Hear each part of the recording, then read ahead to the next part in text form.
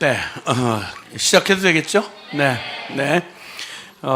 저희에게 이렇게 그 복음이 총체적 복음 앞에 서면서, 물론 그 이전에도 뭐 열심히, 일단 기본적으로 저희가 이제 그 선교사로 헌신한 사람들이니까 뭐 그렇게 되기까지는 뭐 겪을 거 안 겪을 거 다 겪어봤겠지 않겠어요? 그러니까 예수님 만나고 뒤집어져 가지고 그때 또 막 그냥 열심히 교회 봉사를 위해서 달려오다가 저 개인적인 삶에서 지금으로부터 한 35년 됐나? 그때 이제 보통 이제 흔히 한국 안에 있는 가장 큰 교단, 아니 그러니까 제일 많은 이유를 차지하는 게 보통 대한예수교 장로회입니다.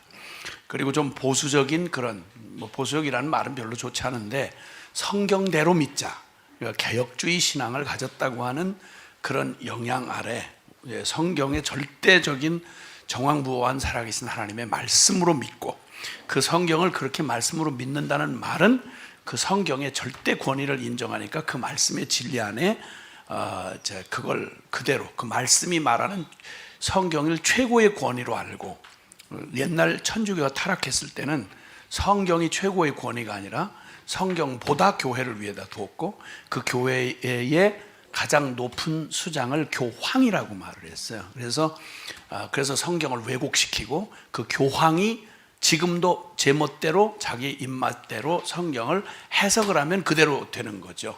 그런 이제 첫 번부터 잘못 나간 거죠. 그래서 아주 푹 썩어가지고 더 이상 뭐 십자가 걸고 교회 모습으로 이렇게 말하지만 세상을 정말 중세 암흑시대를 만들었던 타락한 그 캐토릭에 대항하여, 캐토릭 안에 있던 신부들이었어요. 다 개혁주의자들이, 뭐 칼빈이라든지 츠빙글이라든지 뭐 여러 이제 그런 개혁자들이 대부분은 천주교 안에, 그때는 천주교인 아닌 사람이 없었으니까 그때 프로테스탄트라는 말은 이제 저항하는 사람들, 그러니까 진리가 아닌 일에 우리는 동의할 수 없다.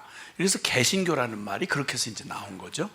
그리고 어쨌든 그렇게 해서 개신교 때문에 갑자기 복음이 시작된 게 아니고, 원래 복음은 2000년 전에 주님이 이제 온전하게 이루어 주셨는데, 그 복음을 이루면서 대세를, 기독교라는 이름을 가지고 대세를 가지고 역사 속에 이렇게 전면에 나서 있던 게 바로 카톨릭이었고, 그 카톨릭이 이단이라는 이름으로 수없는 사람을 죽였는데 그 사람들이 다 복음대로 산 증인들이에요.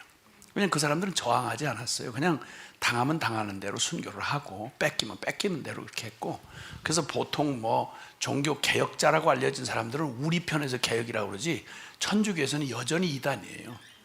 잔 후스라든지 뭐 위클립이라든지, 성경을 소유하고 번역했던 위클립 같은 경우 성경을 번역해서 모든 사람이 보게 했거든요. 그러니까 막 그 위클립의 뒤를 따르는 사람들을 수천만 명을 불에 태워 죽이고 뭐 물에 수장시켜 별짓을 다 했어요. 교회라는 이름으로. 그 대부분 그 이단으로 정죄돼서 죽은 사람들이 다 원래 저가 이단이었던 캐톨릭이 다 이단으로 정죄해서 죽였던 사람들, 그 사람들이 사실은 복음을 그냥 그대로 말씀 그대로 믿는 그런 사람들에 의해서 그 맥락을 이어오다가 이제 폭발적으로 일어났던 게 이제 마틴 루터가 갑자기 종교개혁을 했다는 말이 아니고, 마틴 루터를 통해서 큰 사건이 좀 크게 이렇게 억눌려 있던 것들이 그냥 한꺼번에 터졌다 해서 종교개혁자라고 말하지만, 종교개혁자 마틴 루터보다 훨씬 더 아주 더 분명하고 더 강력하게 개혁한 사람들은 시대마다 있었어요. 갑작스러운 일이 아니고. 근데 어쨌든 그렇게 해서 이제 시간이 흘러서 개혁주의 이제 신앙이 이렇게 흘러와서 여기까지 복음이 우리에게까지 왔고, 그래서 다행히도 한국은 이렇게 성경대로 믿는다고 하는 그러한 그 신앙관을 가지고 있는 다수의 사람들이 이제 그런 신앙관을 가지고 이렇게 하는 교회였죠. 이제 그런 중에 저도 거기에 은혜를 이제 처음 예수님을 만나고 들어가게 된 교회가 바로 그런 이제 보수적인 그런 교회, 장로교회 안에서 성경의 엄한, 이렇게 성경을 그냥 문자 그대로 믿어야 한다라고 하는 그런 곳에서 훈련을 받으면서 이제 열심히 최선을 다해 살다가 주님이 저를 이제 주의 종으로 불러내시는 과정을 거쳐서 평범하지 않게 보통 이제 헌신을 하면 신학교를 가고 신학교에서 목사 안수를 받고 이런 뭐 보편 이제 그 뭐라자면 뭐 정식적이라고 말하는 이런 과정을 거쳤더라면 좀 염려를 덜 하게 했을 텐데, 그러니까 신학도 안 한 사람이 하나님한테는 분명히 부름을 받았으니 주의 종인데 보편적으로 이해할 때 그냥 보통 정식 신학교라고 하는 어떤 틀을 거치고 또 이렇게 하지 않으면 다 평신도라고 또 이렇게 막 하는 이제 우리나라 분위기가 그러니까 주의 종으로 부름 받아가지고 30년이 넘어도 계속 날 보고 평신도래요. 그러니까 감사하죠. 뭐 평신도라고 하니까 고맙고, 평신도면 어떻고, 평신도라는 말이 성경에 없거든. 성경에도 없는데 그냥 어쨌든 뭐 익숙한 대로 이제 쓰는 건데, 어쨌든 그렇게 해서 이제 그 과정을 거쳐서 이제 주님 앞에 참 선교에 이제 또 쓰임 받는다고 이렇게 열심히 달려오던 중에 이제 다시 한번 주님께서 더 이제 총체적인 복음 앞에 세워주시는 주제가 바로 왜 우리에게 복음이 실제가 안 되나. 어느 부분은 뭐 막 설교하고 막 그냥 교회에서 예배드리고 막 봉사하고 이럴 때는 분명히 믿음으로 하는 것 같은데, 근데 정작 삶의 현장에서는 우리가 고백하는 대로라면 분명히 그리스도의 향기가 드러나야 되고 진짜 믿음으로 살아야 되는데 그 믿음으로 사는 게 안 되는 거죠. 서로 용납하고 사랑하고 섬기고 뭐 이런 일이 안 되는 거예요. 보통은 복음은 참 놀라운 건데 현실을 사는 우리가 어떻게 그렇게 살 수 있겠어? 이게 대강 이제 적당하게 얼버무리고 이제 살아가는 거. 그래서 편리하게 신학은 신학이고 신앙은 신앙이고 믿음하고 삶, 믿음과 삶을 따로 하고, 그래서 이제 그 지식과 삶을 따로 이렇게 분리해 놓으니까 교회에서는 분명히 열심히 있는 성도인데, 근데 밖에 나와서 사는 꼴을 보면 전혀 바뀌지 않는 이 세속적인 가치, 여전히 성공해야 되고 누가 경쟁해야 되고 시익이 질투하고 육적인 그런 이 가치가 전혀 안 바뀐 채 그 여전히 주의 일도 하고 여전히 뭐 신학도 하고 여전히 그렇게 살아가는 거예요. 그걸 전혀 고민 안 했거든요. 그러다가 이렇게 이제 전체적으로 어려움을 겪게 됐던 게 바로 뭐냐면, 지금 제일 한국 교회가 이제 힘을 잃고 이전처럼 말하자면 막 역동적이고 믿음의 막 열정과 그런 것으로 막 이렇게 승리해가는 그런 때가 아니고 이미 이제 이렇게 하얀 길에 꺾어졌어요. 이렇게 꺾어졌는데 다른 게 아니고 예배당은 여전히 이제 건강하고 화려하고 잘 지어져 있고, 교인들 옛날에 비해서 상상도 할 수 없을 만큼 평균 학력 수준이 이렇게 올라갔어요. 옛날에 열심히 있는 교인들 뭐 못 배운 사람 많았거든요. 그래서 성경을 제대로 읽지 못하는 권사님들 많았어요. 그리고 그렇게 사회에 또 사실은 다들 말하면 하층민들이 많았고, 어렵게 사는 뭐 공단 지역이라든지 시골이라든지 뭐 가난한 동네, 산동네 뭐 이런 데들, 이렇게 해서 다들 어렵고, 그러니까 무시했죠. 옛날에는 한국에 저 처음 믿을 침시년대만 해도 교회는 그냥 시골에서는 그냥 병든 사람, 할머니, 아줌마들 뭐 그냥 이렇게 뭐 이런 사람들 가서 이런데, 그리고 뭐 연애당이고 그래서 뭐 시집도 장가도 못 가는 애들이 거기 가서 이렇게 자꾸 이렇게 해서 뭐 거기 가서 이제 짝 찾아가지고 시집 간다, 뭐 연애당이다, 뭐 이런 얘기하고 막 이렇게 멸시하고 보통 그랬거든요. 그러니까 온통 우리가 비전을 가져라, 꿈을 가져라 이렇게 해서 진짜 정말 죽기 살기로 그 예수 믿고 막 이렇게 믿음 생활하면서 좀 이렇게 안목이 띈 교인들이 죽자 사자 막 열심히 기도하고 금식하고 이렇게 해서, 나는 못했지만 우리 자식은 무슨 고생을 해도 대학 나오게 해야 된다, 어떻게든지 하여튼 성공하게 해서 영향력을 미치는 실력을 갖춰줘야 된다. 진짜 그렇게 됐어요. 웬만한 이런 그 사회 여러 뭐 정치, 경제, 법조, 뭐 문화, 예술 모든 영역 이렇게 가봐도 크리스찬 출신들이 대다수예요. 그러니까 쉽게 말하면 상류층이 된 거야. 크리스찬들이 중상류층. 그래서 이제는 뭐 이런 저 세상에서 막 교회를 욕할 때 교회를 보통 부르주아라고 생각하는 거예요. 이 사람들은 사회 기득권층이다. 기름진, 말하자면 부유한 사람들 뭐 이래가지고 그냥 뭐 물러가라, 뭐 타도하자 하는 얘기가, 그러니까 쉽게 말하면 기득권층으로 인식이 될 만큼 교인들이 위치가 상승이 됐어요. 문제는 이렇게 하고 오면서 이제 뭐 한 이게 90년대를 넘어서서 2000년대 이렇게 되면서 점점 이제 실체가 드러나기 시작한 게 먹고 살만해지고 경제 성장이 되고 여행 자유화가 되고 또 이렇게 되면서 드디어 이제 우리의 믿음의 실력이 드러나기 시작한 거예요. 우리가 뭘 꿈꿨는지, 자식에게 뭘 하고 싶어 하는지를 간절히 남겨주고 싶은지를 보면 그게 우리가 가지고 있는 우리의 가치관, 그게 하늘에 속한 거냐 땅에 속한 거냐, 잠시냐 영원이냐, 그리고 세상 가치냐 하늘 가치냐, 이거에 있어서 이 가치관이 안 바뀐 거예요. 그러니까 안 바뀌고 그냥 성공하기를 바랬고 좋은 학벌 갖기를 바랬고 뭐 좋은 직장 가기를 바랬고 뭐 이랬으니까, 그리고 다음 세대들 키워놓고 성공시켜놨는데 신앙이 없네 다음 세대가. 지금 한국교회 30대 40대 이 그렇게 말하자면 한국의 허리가 돼야 될 세대가 헝하게 비어버린 거예요.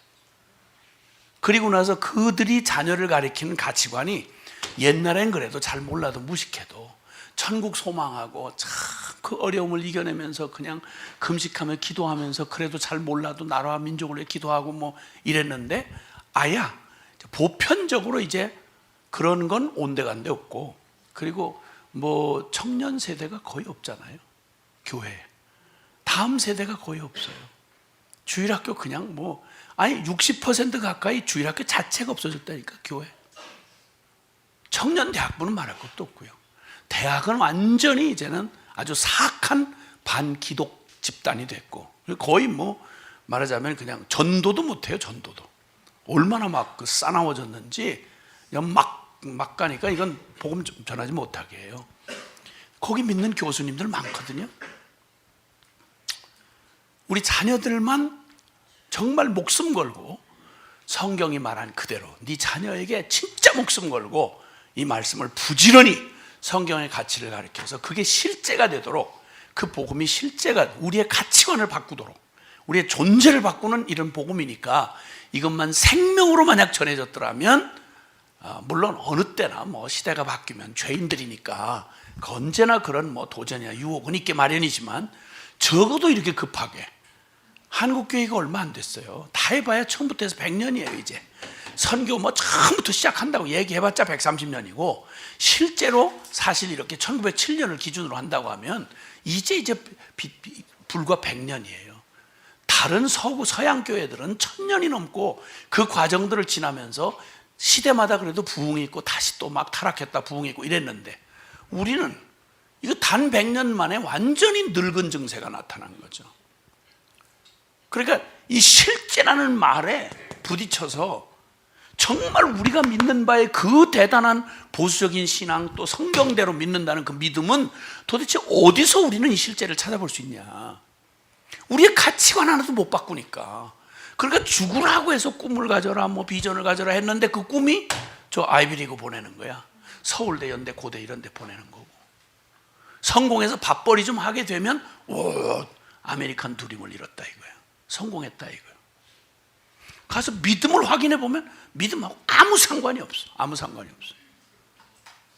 선교사가 된다고 그러면 막 그 믿음 좋은 장로, 권사, 심지어는 목회자가 자기 자식 선교사 된다고 막 고품을 물고 막 난리를 치는 거예요. 난리를 치는. 내 눈에 흙이 들어가기 전에는 넌 절대 가서 뭐 의사 되고 변호사 되고 뭐 어디 가서 밥벌이라도 좀 하는 직장 가지면 성공했다고 자랑을 하는데, 선교사 된다고 그러면 아주 그냥 무슨 큰 집안에 무슨 장례난 것처럼 그 난리를 친단 말이에요.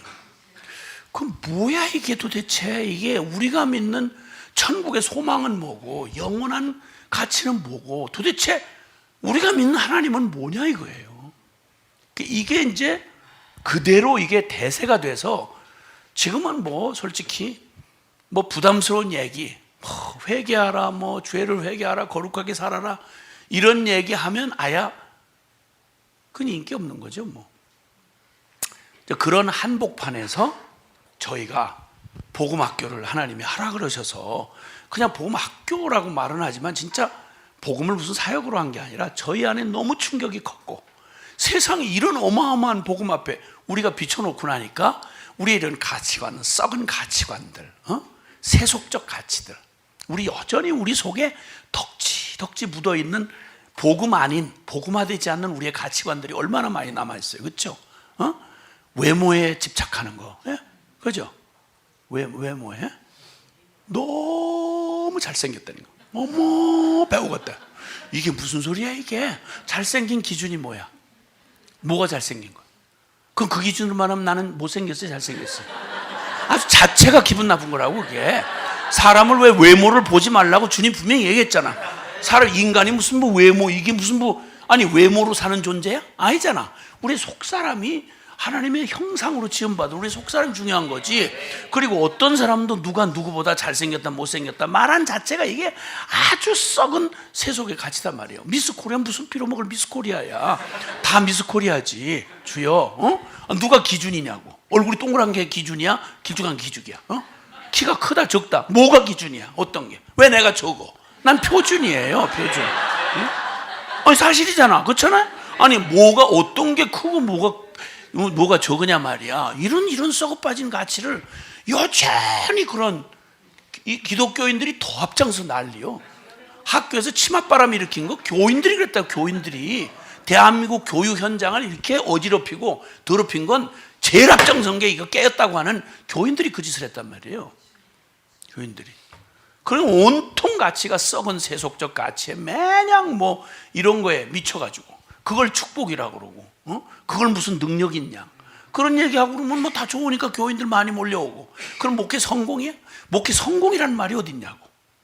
큰 교회 적은 교회가 사이즈로 말하는 표현이란 몰라도 그게 어떻게 대단히 뭐 이건 굉장히 큰 교회는 특별한 교회고 작은 교회는 이런 생각 자체가 이게 어디서 나온 생각이란 말이에요. 이게 성경적 생각이 아닌 건 너무 분명한데도 이거 뭐 너무 그렇게 이상적으로만 현실은 현실이기 때문에 무시할 수가 없다는 거예요.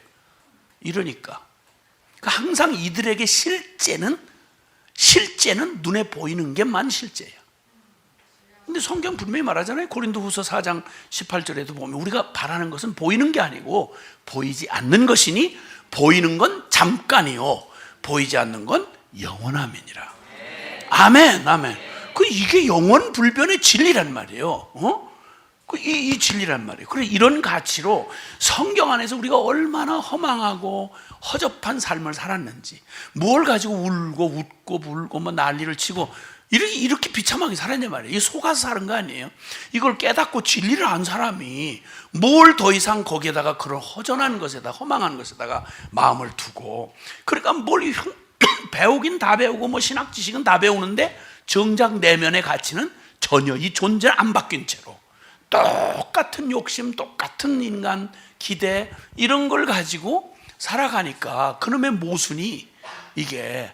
그래 종교 신앙생활 해도 교회 안에서 매냥 안 보이는 주님의 보다는 사람들의 인정, 평판, 뭐 누가 날 뭐라 그러나, 사람들이 인정받나 못 받나, 엔통 이런 거 가지고 우울증 걸리고 이거 가지고 또 뭐 신경쇠약 걸리고 뭐 이런 희한한 짓을 한단 말이죠. 그런데 정말 저희가 복음 안에서 부딪히고 나서 총체적 복음 앞에 서고 났더니 보이는 거예요. 이제 우리 자신도 이제 바뀌었거니와 보이는 거예요. 그래서 그때부터 이제 복음학교에 이제 사람들을 막 주님이 보내주시고 우리 모두가 같이 복음 앞에 서자. 그러니까 그렇게 완강하고 교만하고 별의별 계층의 사람들이 와서 그 수만 명이 지나가는 동안 뭐 여기 복음학교 경험하신 분들이 대다수이실 것 같은데, 그렇죠? 한번 확인 좀 해볼까?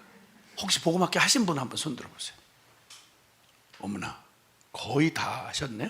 거의 다 하시고, 네, 감사합니다. 손 내리시고. 그럼 아마들 경험하셔서 알지만 그 충격적인 5박 6일을 기억나실 거 있죠? 내가 왜 왔나? 뭐 도망가려고 탈출을 시도할래도 자기가 자필로 다 자기가 하나님 경외하는 마음으로 한다고 거기 억지로 끌려온 사람 아무도 없잖아요. 그렇죠? 다 저 이거 원서 쓸 때 다 자필로 써야 되잖아. 자필로 다 써서 복음이 뭐라고 설명해 보십시오. 그럼 난 모태신앙이라서, 그 다음에 또 뭐 자기 말로 그 복음이 당신에게 어떤 변화를 가져왔습니까? 나는 모태신앙이라서. 어떤 놈은 대답할 게 없으니까 모든 질문에 난 모태신앙이라서 모태신앙. 하여튼 하여튼 진짜 별놈이 다 왔어. 별놈. 하여튼 그 소망 없는 사람들, 죄인들이 와가지고 있는 대로 몸부림하고 뭐 그 조장들이 맞기도 하고 그랬어요. 뭐 아마 초기에는요, 지금은 아야 그냥 워낙 소문이 나고 이렇게 해서 걸러지 이렇게 와서 그렇지, 옛날에는 뭐 별일이 다 일어났어요. 막 귀신 나가는, 막 그냥 발악을 하고 막 욕지거리를 하고 막 옷을 벗어 던지고, 거기 무슨 축사니 뭐니 이런 거 없잖아요, 그렇죠? 축사 사역이니 이런 거 없다고요. 근데 뭐 가만히 있을 수가 있는 영적인 일이니까 별의별 일이 다 일어나고. 근데 평생에 그런 충격 없었잖아요, 그렇죠? 평생에 그런 충격 없었잖아요. 얼마나 큰 충격이었어요. 우리 존재를 그냥 왕창 정말 말로만 듣던 복음 앞에서 우리 존재, 무슨 특별한 얘기한 거 없잖아. 다 아는 얘기를 단지 전심으로 5박 6일 동안 자발적으로 자기가 다 사인하고 다 전화 면접 다 하고, 그리고 그 합격자 명단 보고, 그리고 그날 아침 1분만 늦으면 못 들어오잖아요. 그랬더니 거기 어떤 목회자 한 사람이 초기죠. 왔는데 어디든 가면 목사님 그러면 대우를 해드리니까, 그러니까 그 시간까지 온다는 얘기를 어디서 실컷 보고는 한 9시 반쯤 돼가지고 나타난 거예요. 나 목사다 이거야. 들여보내라 이거야. 여기는 그렇게 해서 되는 데가 아니라서 이미 여기는 다 과정을 거친 분들이 오고 못 들어가신다고, 시간도 늦었고 안 된다고. 뭐냐 이거야. 내가 지금 목사라고 했잖냐고. 뭐냐 이거야. 이거 뭐 하는 데야 이거. 이러고 막 성질을 부리고 막 깽판을 놓기 시작하는데, 그렇다고 문을 열어줄 복음학교는 다 아니잖아요. 그래서 하도 그렇게 하고 서서 안 가고 버티고 이러니까 너무 서 있으니까 안타까워서 의자를 갖다 드렸어. 그래, 일단 어쨌든 갈 때까지는 그래도 앉아 계시라고. 12시까지 버티다가 얄짤 안 되거든요. 갔어요. 가자마자 인터넷에다가 복음학교에 복음이 없다, 복음학교 2단 이렇게 쳤어요. 그러니까 지금도 치기만 하면 내용도 없는데 복음학교 하면 2단이 따라붙어요. 그 사람이 그런 거예요.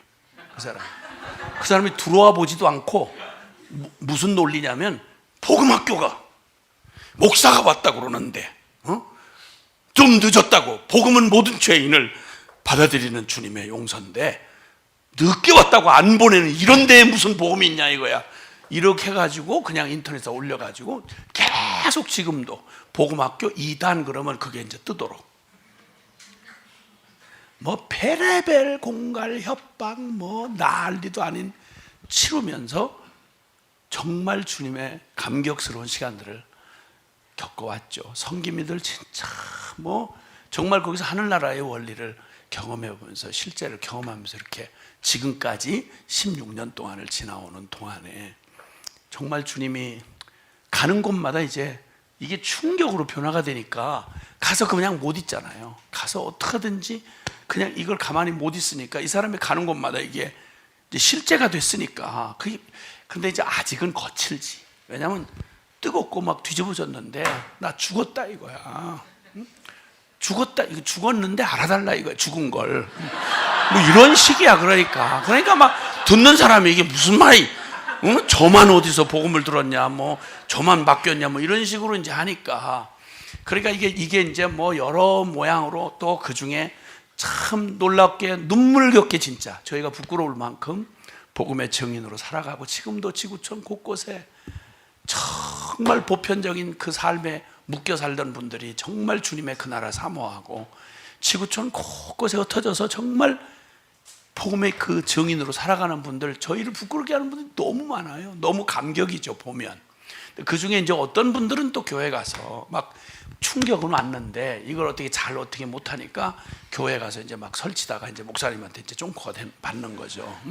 너 어디 가서 이상한 거 배워가지고 교회 목사님 말도 안 듣고 이런다고 막 또 말을 듣고 뭐 이런 얘기도 이제 일어나고 어려움이 생기고, 그러다가 이제 뭐 거기에 또 안티도 되고 또 뭐 그냥 여러 과정을 거치는 중에 이제 뭐 교회에 와서 목사님 말을 잘 안 듣는다, 그리고 자기가 남을 또 판단하고 정죄한다, 뭐 이런 등등의 얘기들이 여기저기서 좀 들리곤 했었어요. 그 일은 어느 때나 있게 마련이고, 그 반응은 잘해도 문제고 또 못하는 경우도 많이 있으니까. 그 얘기를 하다가 한 예가 이제 불거져서 한 교회 안에 복음학교를 하고 갔다 오신 분의 그런 반응에 대해서 아주 기분이 상한 목사님 한 분이 드디어 칼을 빼들었어요. 그게 바로 이제 4년 전 이 교단에서 이제 합신 측 수원노회, 그러니까 합신 측 수원노회, 대한예수교 장로회 합신 측 수원노회 2단 사이비 대책위원회, 여기다가 이제 이분이 기분 나쁜 거였어요. 기분 나빠서 이거 이단성이 있으니까 조사해 달라, 이렇게 그 이제 노회가 그 교단 안에서 이제 했죠. 이게 처음 그걸 이제 이걸 하게 될 때 그 내용을 보면 이렇게 2단으로 이렇게 갔다가 넘길 수 있구나 하는 걸 알 수 있게 하는데, 대한예수교 장로회 합신수원노회 해놓고, 첫째, 복음학교를 운영하는 김용희 씨는 총회 농어촌부에서 주관하는 사모 세미나의 강사로 활동을 한 적이 있으며 설문조사에서 다시 모시고 싶은 강사로 선정이 되기도 했습니다. 심지어 김용희 씨는 합동신학대학원 대학교에 초빙되어 강의를 한 적도 있습니다. 또한 각 지교회 목사들과 이 교단 목사들과 성도들 중에서 김용희 씨가 운영하는 복음학교에 다녀온 분이 있고 계속해서 복음학교에 가도록 추천을 요구하는 성도도 있습니다. 셋째, 이렇듯 우리 교단과 학교에 영향을 주고 있는 실정이지만 김용희 씨는 어디서 어떤 신학을 공부한 자인지 확인이 되지 않고 있습니다. 그러므로 김용희 씨가 과연 건전한 신학 사상을 소유한 자인지, 또한 김용희 씨가 운영하는 복음학교가 성도들을 추천해서 보내어도 좋을 건전한 단체인지 확인과 검증을 할 필요성이 있습니다. 넷째, 그러므로 총회에 신학 검증을 할 필요가 있다는 말을 해놓고 곧바로 네 번째, 그러므로 총회 2단 대책위원회에 의뢰하여 이자의 신학사상이 건전한지 혹은 이단성이 있는지 검증하여 주시기를 바랍니다. 2014년 4월 30일 대한예수교 장로회 합신수원노회 노회장 이용전 목사, 서기 최광희 목사 이름으로 저 사람이 여기 교단에서 많이 이렇게 신학교에서도 가르쳤고 또 뭐 이렇게 영향을 주는데 어떤 신학을 했는지 아리까리하다. 그러니까 혹시나 그 무슨 문제가 있어서가 아니라 신학을 했는지 아리까리하니까 건전한 신학 사상이 있는지를 좀 확인해 달라. 근데 여기 총회 안에 신학위원회라는 데가 있어요. 신학교에서. 그러면 이걸 신학위원회에다 보내야 되는데 아무런 이유가 없는데 곧바로 이단성을 해달라고 이단 대책위원회에 넘기려고 했어요. 이게 뭐가 정상이 아니라는 느낌이 있잖아요. 이걸 올린 사람들이 무슨 일로 이렇게 됐느냐면 자기 교회에 복음학교를 갔다 온 사람이 자기가 복음 앞에서 바르게 반응하고 나 이제 참되게 회개하고 이렇게 살아야 되겠다 라고 한 이 말을 트집을 잡아가지고 너무 극단이다 이거예요. 이렇게 해가지고 이단성이 있다. 이건 교회 와서 이렇게 말을 안 들으니까 곧바로 이렇게 해서 넘겼어요. 그래 넘기는데 그 안에서도 이게 너무 어처구니가 없으니까 그 안에 있는 목회자들 중에 이게 무슨 이런 얘기가 다 있냐, 일방적으로 이단 이런 거 아무거나 하면 되느냐 라고 해서 신학연구위원회로 이단 대책으로 넘기려고 했던 걸 신학연구위원회로 2015년 이제 9월까지 총회에 보고하는 신학연구위원, 신학자들이 이제 저의 그 모든 저서나 이런 내용들을 연구해서 신학적으로 문제가 있는지 그걸 보고를 해달라고 그랬어요. 근데 뭐 이런저런 얘기를 하는 중에 이렇게 얘기를 해요. 본인이 이제 조사한 거에 대해서 김용희 씨의 신학에 관한 검증 의뢰를 받은 후 김용희 씨의 대표적인 저술 3권을 제한적으로 그러나 면밀하게 검토하였습니다. 시중 서점을 통해 가장 많이 판매되고 있으며 또한 최근에 발행한 저작들을 중심으로 선별했는데 그가 설교했거나 복음기도 신문에 기고했던 발표문들을 모아서 편집한 것이며 김용희 씨가 그동안 중점적으로 주장해온 핵심적인 내용을 상당히 반영하고 있다고 사료됩니다. 필자는 특히 계시론과 구원론에 대한 그의 입장을 집중적으로 살펴보았고 그 결과 적어도 아래 저술들 안에서는 특별히 문제가 되는 신학적 견해나 주장을 발견할 수가 없었습니다. 자기들이 연구해서 조사했는데 아무리 찾고 트집을 잡을 애도 없다는 거예요. 김용희 씨는 2010년 이래 십자가 복음이 실제가 되는 삶을 일관성 있게 주장해 오고 있습니다. 그것의 구성 요소로 지금 이 주제를 얘기하려고 하는 그 얘기죠. 그것의 구성 요소로서 즉각적인 회개와 전적인 헌신을 크게 강조합니다. 다소 강한 어조로 철저한 헌신을 요구하는 내용이 반복적으로 등장하지만 이러한 내용이 건전한 신학과 균형 있는 신자의 삶 그리고 지교회에 특별히 부정적인 영향을 끼친다고 판단되지는 않습니다. 필자의 소견으로는 김용희 씨가 전파하는 메시지는 넓게 보아 역사적인 복음주의 운동과의 연속성 상에 있으며 소위 십자가 복음의 핵심적인 주제들은 개혁주의 전통의 주요한 강조점들과도 양립 가능한 것으로 판단이 됩니다. 이렇게 신학연구위원회에서 결론을 냈어요. 보고서예요. 이게 그들이 받은 보고서. 그리고 그거 해놓고 이제 그렇게 해서 이런저런 얘기를 쭉 하다가 나가는 말 이제 결론적으로 얘기하는데 그 좀 걱정을 했던 내용이 뭐냐면 네 번째 항에 나오는데 철저한 헌신.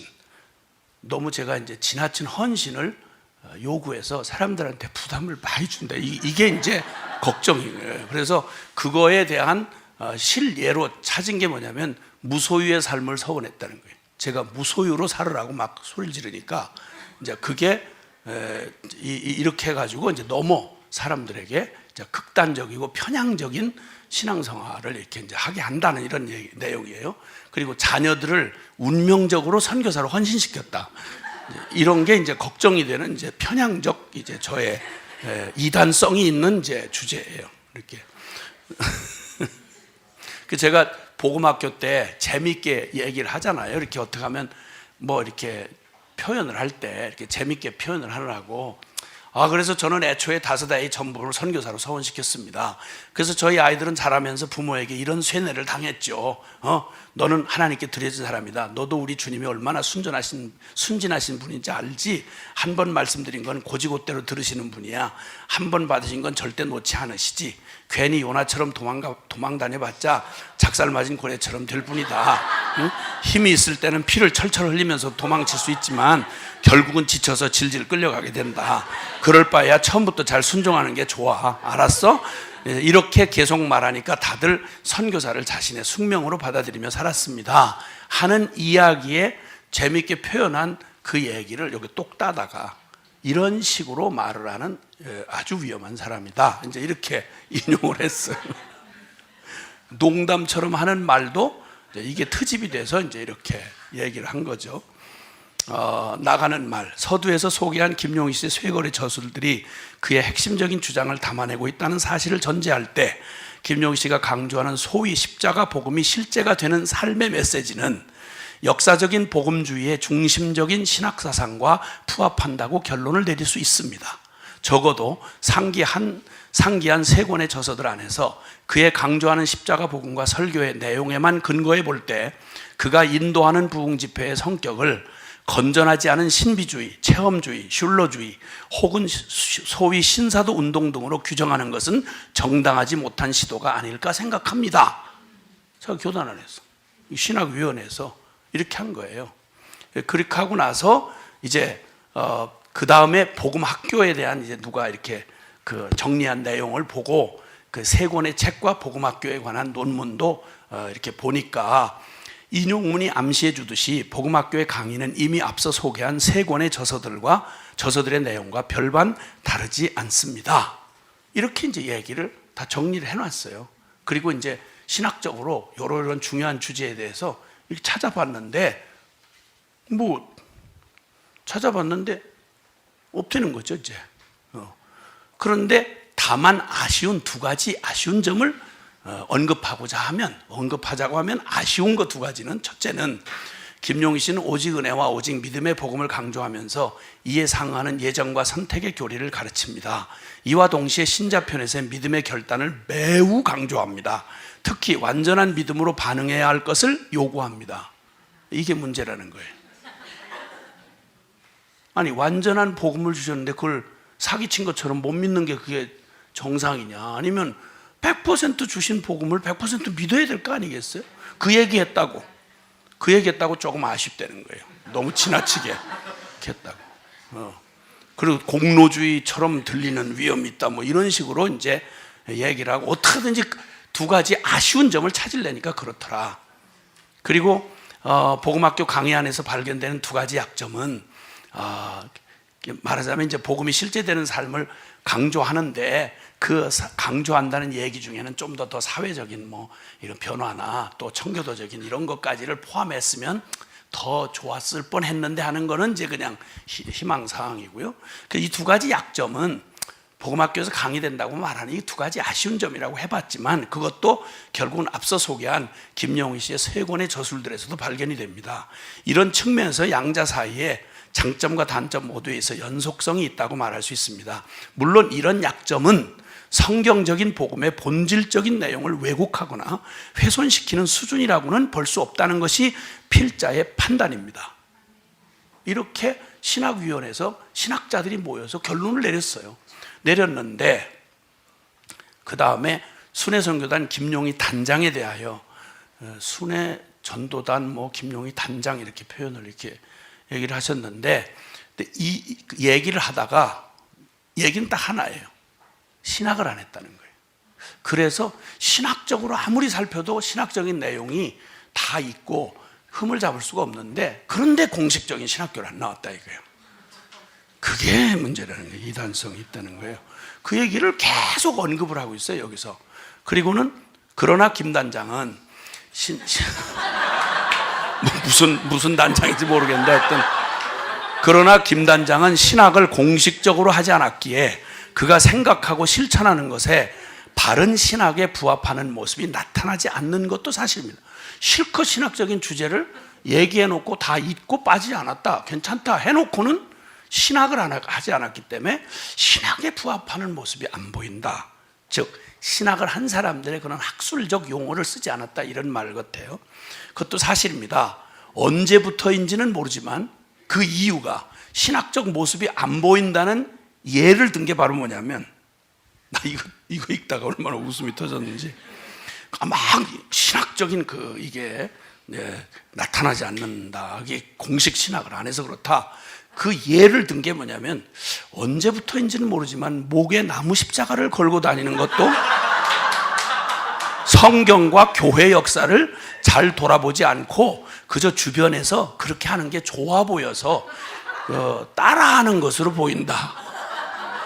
제가 한 초등학교 한 5학년, 6학년 된 걸로 보이나 봐요, 제가.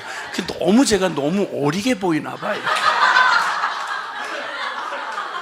이걸 한 교단에서, 이걸 신학위원회라고 하는 데서 무슨 농담도 아니고,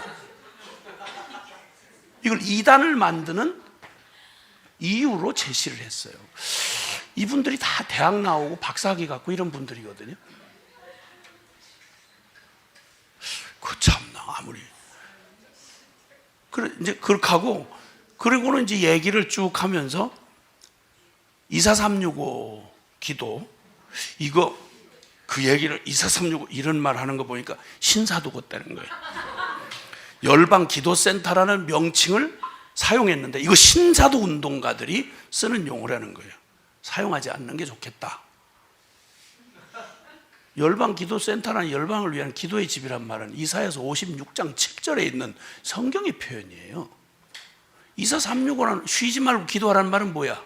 그 24시간 400일 기도하라는 말 아니겠어요? 그게 그거 좀 위험하다는 거예요. 참. 그래서 어쨌든 하나님께서 이 믿음을 의로 여기셔서 내 죄가 해결되었다고 인정해 주시는 것입니다. 이런 식으로 표현한 게 믿음이 의가 된다는 식의 설명을 했다 이렇게 얘기를 하는 거예요. 아니 창세기 15장 6절에 아브라함이 하나님을 믿음에 그 믿음을 의로 여기셨다 이 말이 분명히 있잖아요. 로마서 4장 17절 이하에도 아브라함이 바랄 수 없는 중에 바라고 믿었으니 그 믿음을 의로 여기신 것은 그 후를 뒤를 이어서 믿는 우리에게도 그 믿음을 의로 여겨주시려고 그렇게 했다. 복음에는 하나님의 의가 나타나서 믿음으로 믿음에 이르게 하나니 기록된 바 오직 나의 의는 믿음으로 말미암아 살리라. 믿음을 의로 여기게 했다는 이 구절 앞뒤에도 그 설명이 다 있는데도 불구하고 신학을 안 했기 때문에 이 얘기를 잘 모르고 이렇게 쓰는 것 같다. 신학적 논의를 하는 것이 아니므로 이에 대해 논의하는 것은 무의미하지만 공식적인 신학을 하지 않은 데서 이와 같은 잘못된 표현들이 곳곳에서 나타나는 것 같다. 그냥 짐작이에요. 그냥. 그리고는 마지막 결론을 하는 게 김용희 단장과 순회선교단과 관련하여 교회와 성도들에게 주는 권면. 그러므로 교회와 기독교 단체들은 김용희 단장에게 공식적으로 말씀을 가르치는 기회를 주지 말아야 합니다. 이분뿐만 아니라 신학을 공식적으로 공부하지 않은 분들은 아마도 그 교단이 말하는 신학교를 안 한 사람은 이런 의미인 것 같기도 하고, 왜냐하면 바른 신학을 해야 된다고 또 뒤에다가 얘기를 했기 때문에 그분들이 인정하는 바른 신학은 아마 한신대에서 공부한 걸 바른 신학이라고는 안 할 걸 내가 뭐 너무 잘 아니까. 감신대를 나온 걸 바른 신학했다고 말하지 않을 거니까. 그럼 결론은 딱 하나, 합동신학원, 대학원, 대학교를 나와야 바른 신학을 한 게 되는 거니까. 이분뿐만 아니라 저만 아닌 거예요. 이분뿐만 아니라 신학을 공식적으로 공부하지 않은 분들은 자신에게 주어진 은혜를 간증은 해라. 그러나 그로부터 말씀을 가르치는 일로 나갈 때 언제나 문제가 많이 발생하게 된다는 것을 의식하면서 교회 강단에서 공식적으로 신학을 공부하고 바른 신학을 가진 사람들이 하나님의 말씀을 바르게 선포하도록 해야 할 것입니다. 물론 신학을 하신 분이라도 자신이 성경을 바르게 해석할 수 없다고 판단하는 분들은 강단에 서지 말아야 할 것입니다. 누가 설까요? 이러면 누가? 어떤 사람이? 본인 빼고 누가 여기를 설 수 있을까요? 물론 좋은 얘기니까 다 좋은데, 그러므로 이 얘기를 하고는, 그러니까 성경에 따라서 성도들은 김용희 단장을 비롯하여 신학을 바르게 공부하지 않은 분들로부터 가르침을 받지 않도록 해야 할 것입니다.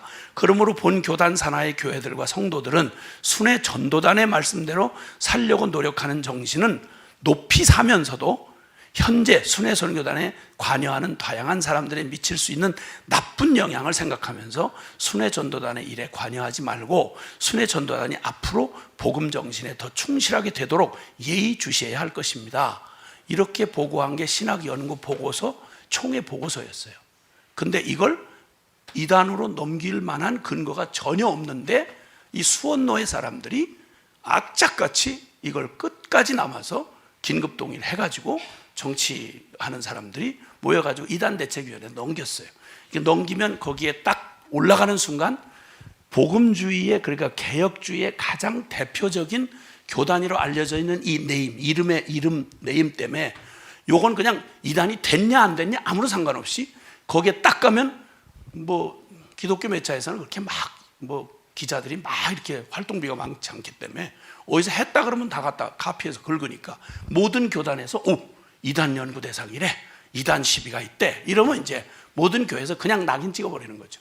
그 다음에 해명할 기회도 없고 어떤 경우에 책임도 지지 않는 이런 일들을 얼마 전에는 이동원 지구촌 목사님 이동원 목사님 이단이라고 관상기도 한다고 기도를 그 좀 특별한 방법으로 하는데 그 이단성 있다 이래가지고 여기 이 이단 여기 대책 여기서 거기를 이단 걸어가지고 또 난리가 났었죠. 근데 거기는 큰 교회고 큰 교단이 배경이 있으니까 또 그 다음에 두날개라고 하는 김성군 목사라고 하는 아주 한국에서 큰 사역을 하는 분들이 있어요. 거기 또 2단으로 또 찍어가지고 저랑 같이 싸잡아서 이걸 6개 2단을 찍어달라 이렇게 하고는 이렇게 몰라서 그걸 몰아붙이다가 거기서 막 난리가 났죠. 큰 교단이 거기는 비교도 안 되는 합동측 큰 교단에서 이게 무슨 짓을 이런 짓을 하냐, 우리 교단에서 괜찮다는데 너네가 무슨 자격으로 당신들이 무슨 대한민국의 대표 교단이라는 무슨 누가 인정해 줬냐, 자기도 스스로 하는 거지. 그럼 아무나 갖다 2단 찍어버리고 하면 그냥 네 마음대로 그냥 그렇게 하면 되는 거냐. 이래서 생 난리를 치다가 그쪽에서는 막 적극적인 대응을 해가지고 교단이 나서고 막 반대편 이제 공청회를 하고 그분들이 또 하고 이러면서 슬그머니 꼬리 내리고 그냥 아니면 뭐 그만이고 뭐 이렇게 그냥 이런 행패를 계속 부리는 거죠. 이렇게 해가지고 그 다음 해에 이렇게 해가지고 그 다음에 이제 해에 2단 거기다가 넘기는 거에 성공을 했어요. 성공을 했는데 성공한 3가지 제목이 뭐냐, 나의 복음에 관한 얘기였어요. 복음학교에서 나의 복음 이게 공개 죄 자백이다. 근데 공개 죄 자백인데 이런 논리였어요. 그 고발한 내용이 나의 복음, 나의 복음이라는 말인데 이 나의 복음이라는 원래 뜻은 복음학교를 하신 분들은 정확히 알지만 죄 까발리는 시간 아니에요. 나의 고백도 아니고 이거는 간증도 아니고 구의 성사는 더욱 아니고 그런 짓을 하려고 하면 막았죠. 죄를 까발리려고 했으면 둘째 날 죄의 실존을 보라고 쓴 걸 그걸 내야지 죄가 까발리는 거지. 그건 못 내게 하잖아요. 이것도 죄 까발려봐야 무슨 소용이 있어요. 그 죄까지 지저분한 얘기 해가지고 뭐 하겠어. 나의 복음을 선포하라고 한 얘기인데 이 얘기가 바로 나에게 실제가 된 복음 이 설명을 할 때 잘 아시겠지만 로마서 16장 오늘 그 말씀 한번 보실까요? 로마서 16장 로마서 16장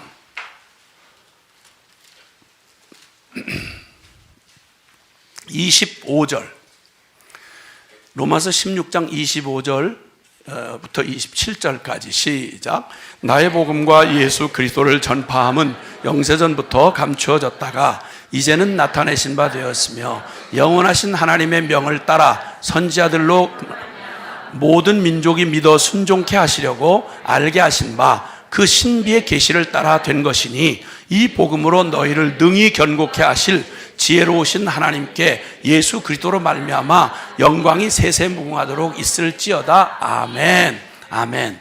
자, 이걸 아마 들으신 분들 다 기억나실 텐데 여기 지금 로마서의 마지막 이제 마무리를 하면서 지금까지 얘기했던 복음의 결론을 딱 찍고 그 다음에 이제 하나님을 송영하면서 이 로마서를 마치는 이 장면인데 여기 표현이 재밌어요. 원래 로마서 1장에는 난 복음을 위해서 택정함을 입었다. 근데 내가 전하는 이 복음, 하나님이 계시해 주신 이 복음은 다른 게 아니라 그 아들에 관하여 2절과 4절까지 아들 예수 그리스도가 바로 복음이다.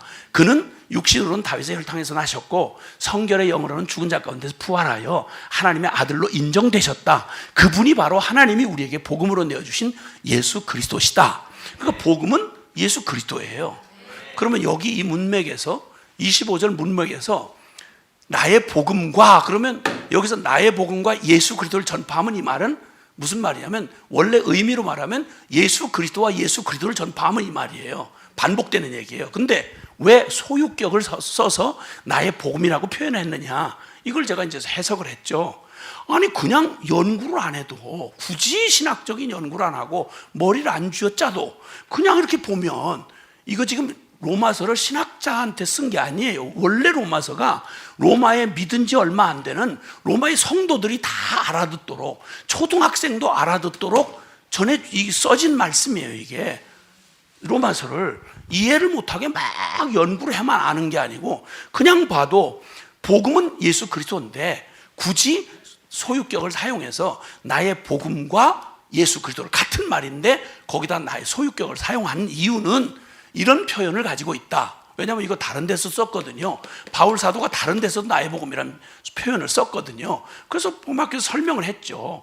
이건 두 가지 의미를 우리가 생각해 볼 수 있다. 첫 번째는 누구도 부인할 수 없도록 바로 바울을 통해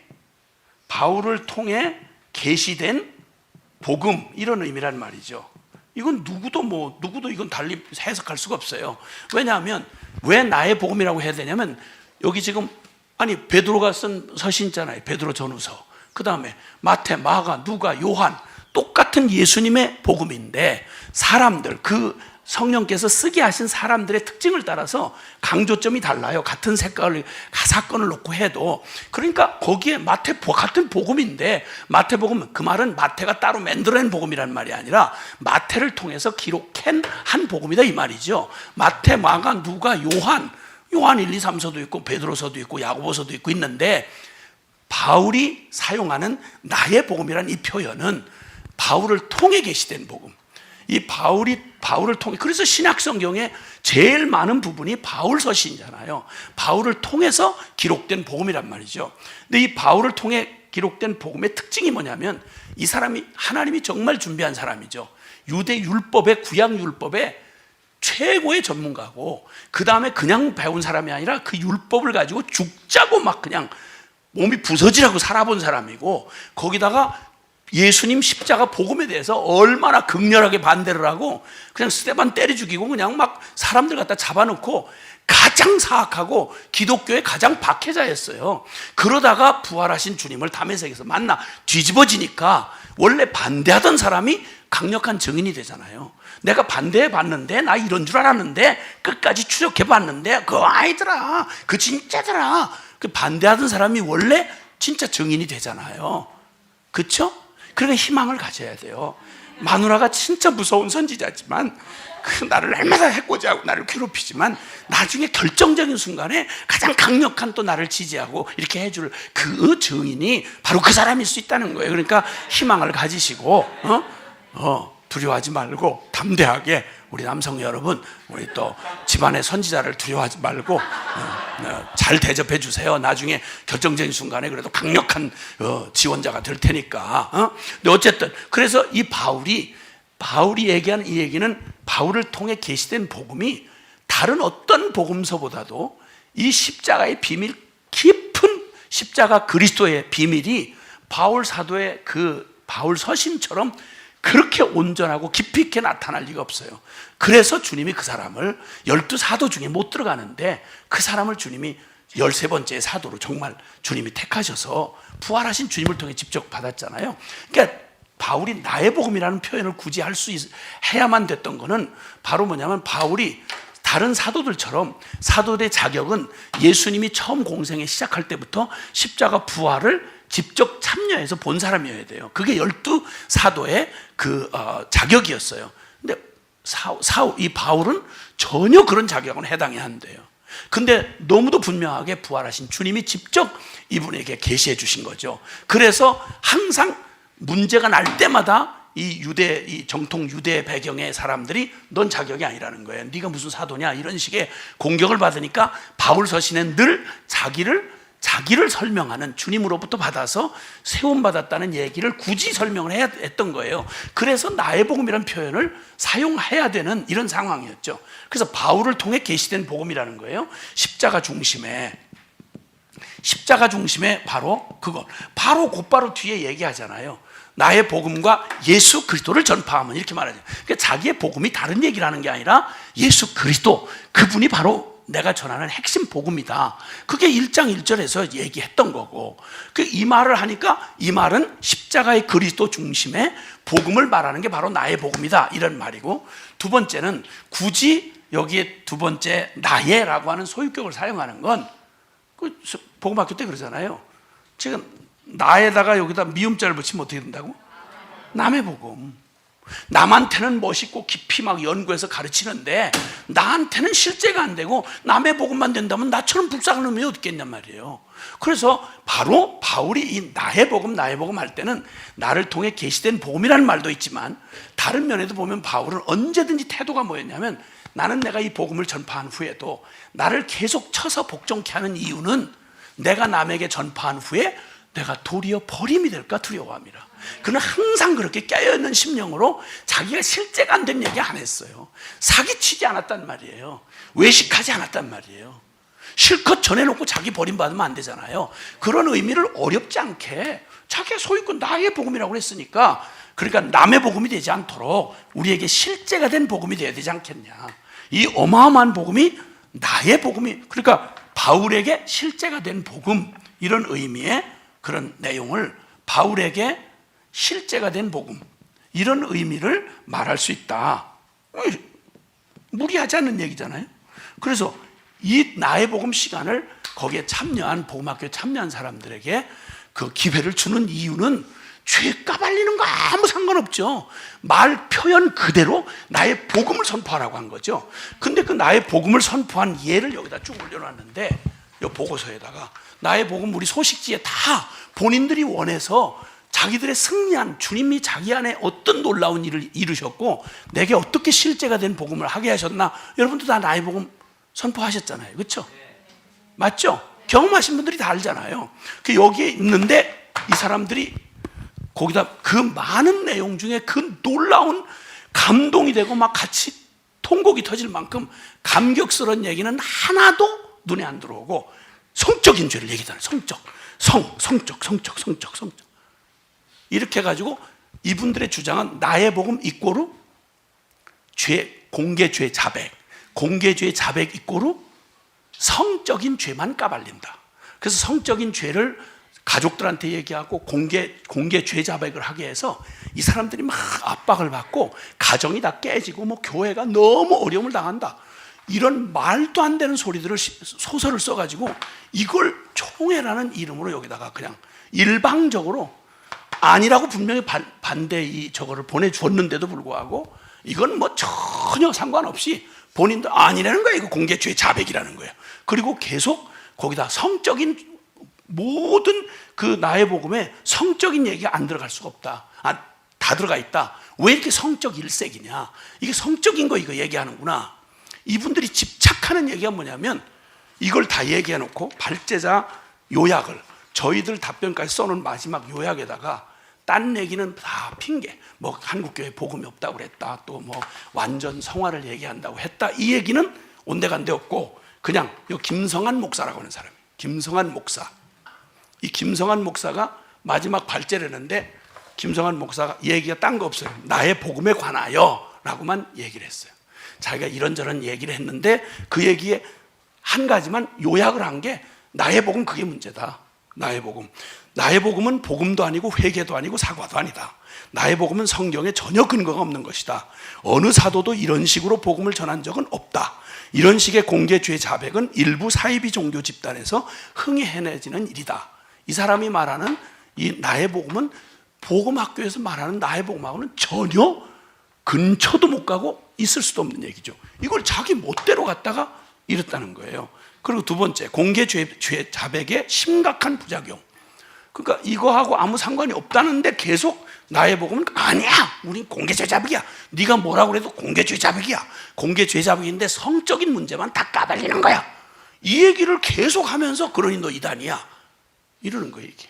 그리고 교단은 모른 척하고 그냥 이렇게 그냥 한쪽에서 이렇게 하게 두고 이렇게 해서 계속 이단 만들어가는 이걸 무슨 개혁주의 일인 것처럼 생각하시는지는 난 잘 모르겠는데 이러는 거예요. 이거 아니라고 분명히 얘기를 했는데 그리고 공개죄 자백이라고 못 박아놓고 그러면 막 자신들의 은밀한 수치를 얘기했기 때문에 심적인 압박을 받는다. 뭐 아무 은밀 상관없는 사람들한테 왜 제3자한테 까발리라고 그랬냐. 왜 뭐 영적으로 그 집단이나 사람에게 속박을 당하게 되는데 그런 말하고 얼마나 어렵겠냐. 저 혼자 시나리오를 쓰고 지금 이 얘기를 이걸 결론이라고 하고 있는 거예요. 이게 뭐 서울대학을 나왔다든가 이런 사람인데 이렇게 머리가 안 돌아가는지 난 좀 어떡하고 서울대학을 졸업했는지 난 잘 이해가 안 가요. 그 다음에 여기 박형택 목사라는 사람 두 번째 발제를 했는데 이 사람은 아주 악의적으로 얘기를 책을 보내주는데 읽지도 않았어요. 박형택 목사 이 요약을 한 거예요. 다 고발한 내용의 요약. 첫 번째, 복음학교에 열정은 있는 것 같은데 복음이 잘 보이질 않는다. 이게 결론이에요. 그리고 죄의 정죄는 있는데 진정한 죄가 무엇인지에 대한 내용이 없다. 아니 복음학교 내내 태어나서 아마 들어본 중에 죄에 대해서 제일 깊이 아마 그렇게 말하는 게 바로 그 내용일 텐데 없대. 그게 복음은 말하고 있지만 복음에 대한 내용과 복음의 이해가 없다. 복음학교에 없다는 거예요. 이 말을 어떻게 이렇게 연구도 안 하고 책을 읽어보지도 않고 이런 말을 이렇게 하고 이걸 감히 한 대표적인 한국 교단에 거기에 이걸 이단을 만드는 일에 이걸 자료로 반론할 기회도 주지 않고 이걸 멋대로 인터넷상에다가 일방적으로 뿌렸어요.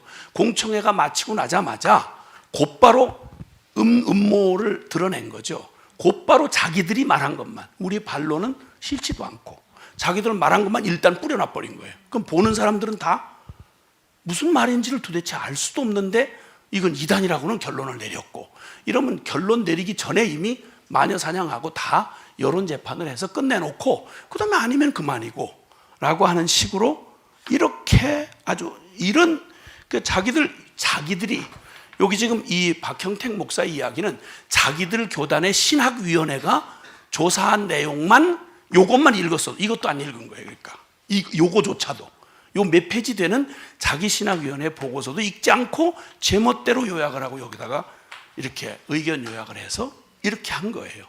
이렇게 하고 나서 이걸 진리를 위해 뭐 개혁 진리를 위해서 투쟁한다고 하면서 그 이름 밑에서 지금 이런 일을 자행하고 있는 걸, 만약 이 교단이 이런 식의 일을 그냥 모른 척하고 이전에 해오던 대로 만약에 이걸 그대로 간다고 하면, 글쎄 뭐 하나님 두려워함이 그건 전혀 개념도 없고, 이렇게 해서 지금 한 사람도 아군이 필요할 때 이런 짓으로 해서 하나님 일을 방해하는 일을 해놓고 주님 앞에 받을 심판을 어떻게 맞이할지는 제가 아는 한은 이거 감히 하나님을 그냥 아주 대강 믿는다고 해도 두려워서 못할 일이지 있을 수가 없는 얘기를 지금 하고 있는 거예요. 자기들 스스로 자기를 부정하는 일을 하고 있는 거예요. 주제가 딱 뭐냐? 다른 거 없어요. 나의 복음이란, 복음이 나에게 실제가 된 복음, 이 얘기한다는 걸 가지고 이걸 나의 복음을 트집 잡아서 이거 전부 자기들이 자발적으로 원서 쓰고 다 이거 전화 면접하고 스스로 들어왔지, 억지로 누가 붙들려서 거기서 강제로 이걸 강요당하거나 이렇게 할 근거도 없고 아무것도 없거든요.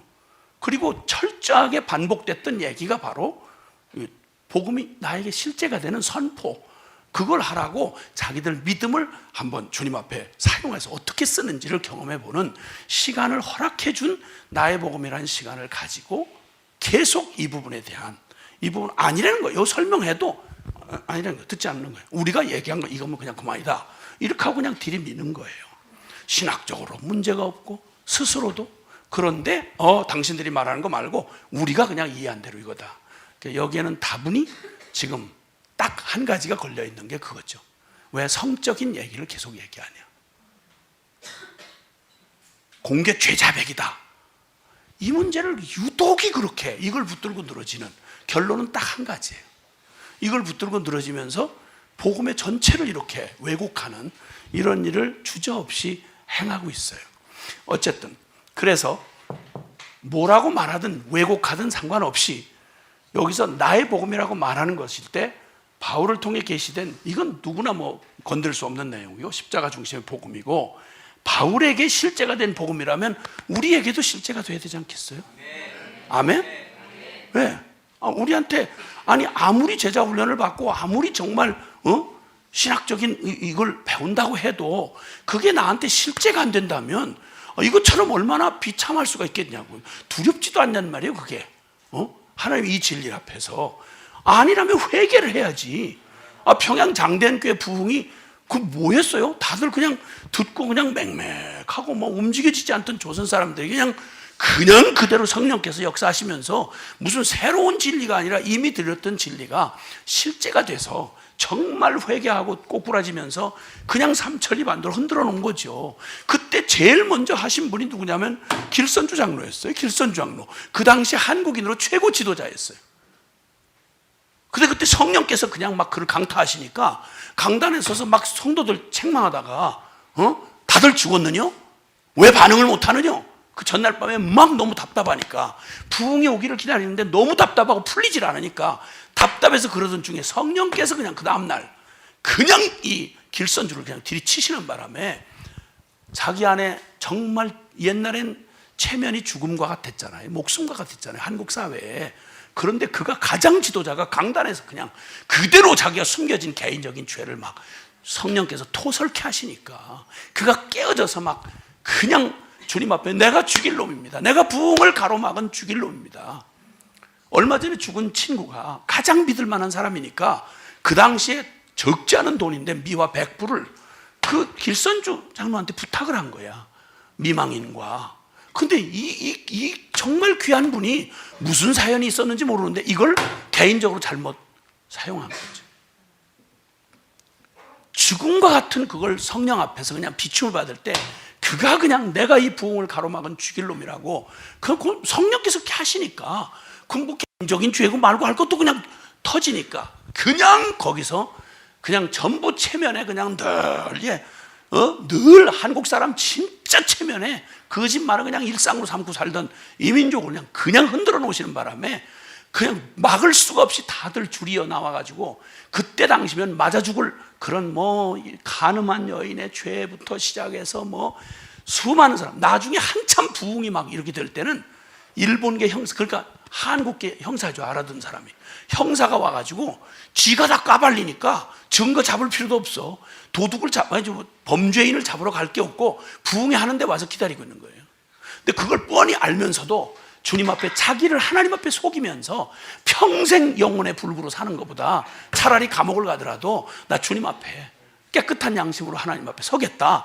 그리고 고백하고 그 길로 가서 붙들려가지고 그냥 들어가는 일이 있었다는 거예요. 이만큼 강력하게 성령께서 막 이 땅을 참 부흥으로 몰아넣으셔서 말 그대로 복음이 실제가 되고 그 생명력 받은 성도들과 교회가 그 이 찌들려버린 이 한국 조선 사회를 그냥 통째로 흔들어 놓는 일이 됐잖아요.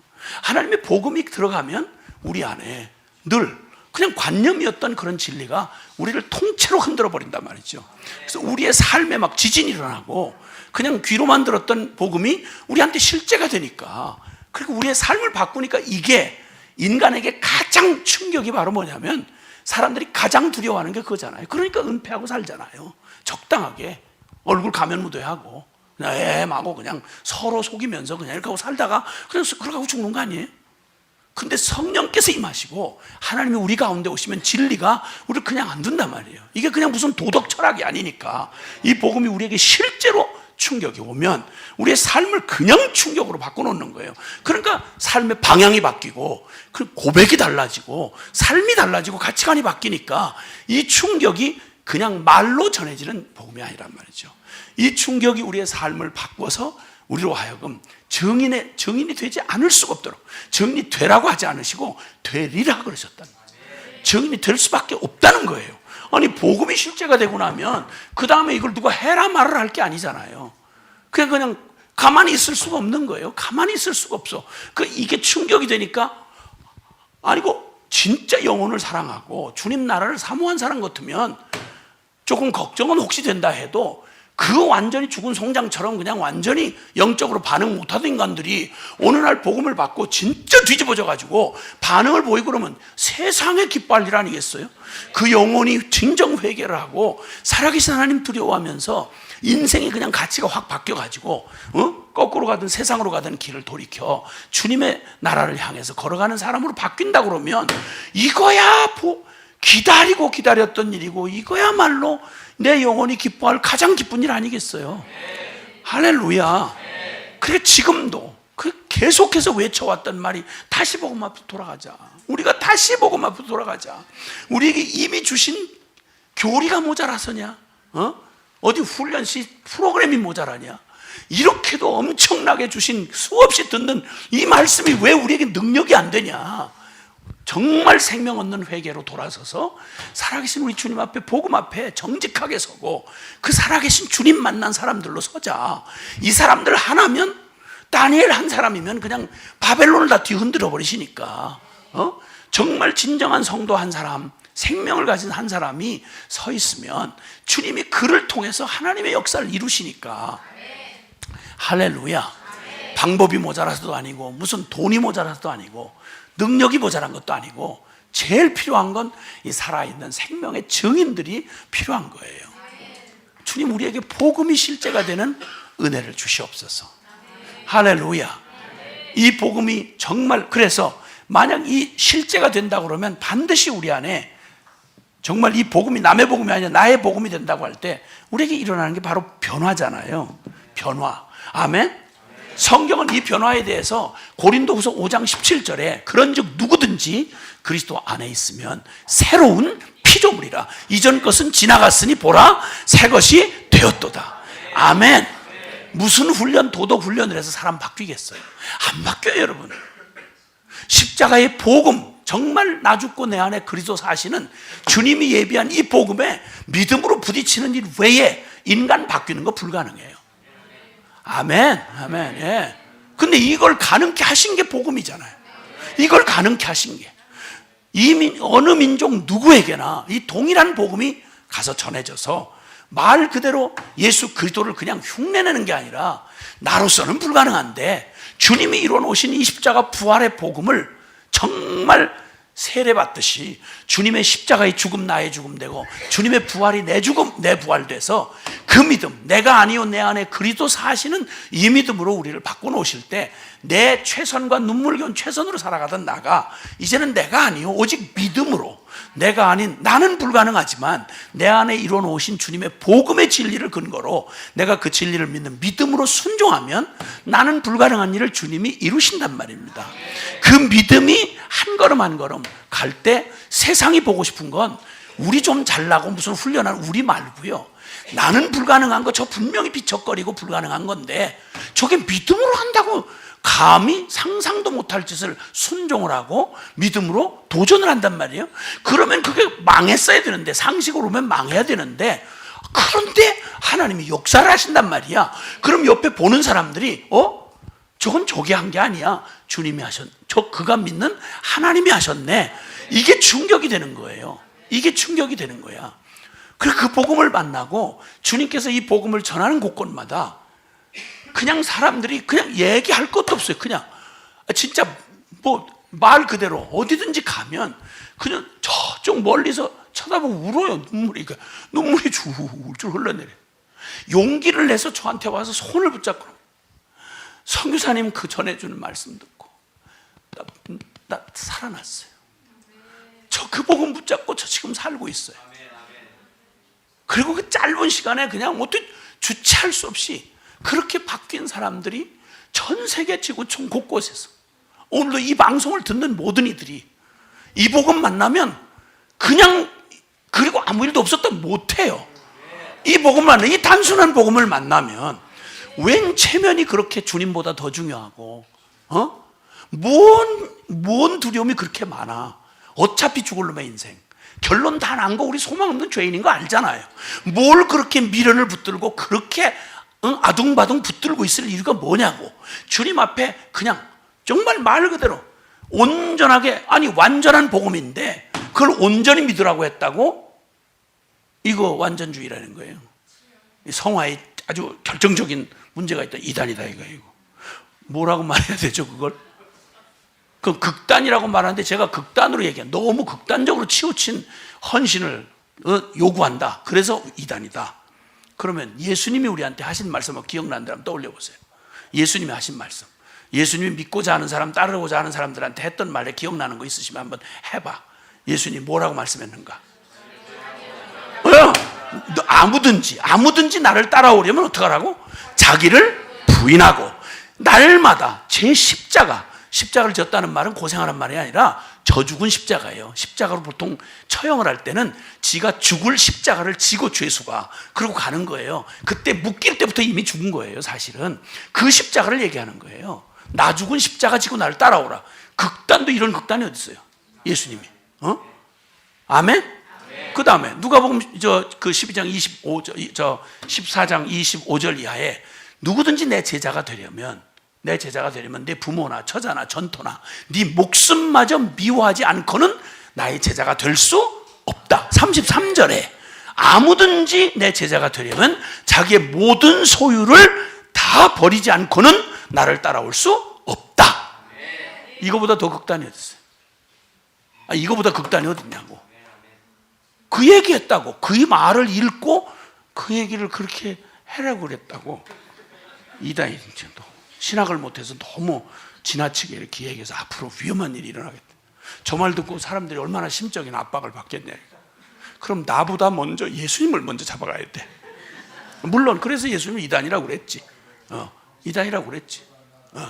그러니까 그 다음에 또 주님이 말씀하신 내용마다 뭐예요? 말씀하신 내용마다 그 이하가 없어요. 아멘? 아니 로마서 12장 1절에 뭐라고 그랬어요?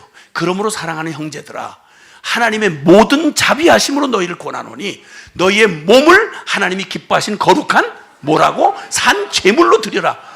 각을 떠서 아야 제단 위에다 올려놓은 걸 제물이라 그래요. 그런데 산 제물로 너를 드려라. 이거보다 극단이 어딨냐고. 이걸 어떻게 해석하실 거예요 이거? 성경을 그렇게 얘기했지만 이거 너무 잔인하다 야. 그런 얘기는 10년에 한 번만 읽고 자주 읽으면 심장이 병이 난다. 그렇게 하지 말아라. 이래야 되겠어요? 아니 그 이하의 말이 어딨냐고. 아니 복음이 사실이고 천국 지옥이 사실이고 예수 믿어야 구원받는 게 사실이야. 그러면 아니 세상에 지금 그러면 선교는 어떻게 해?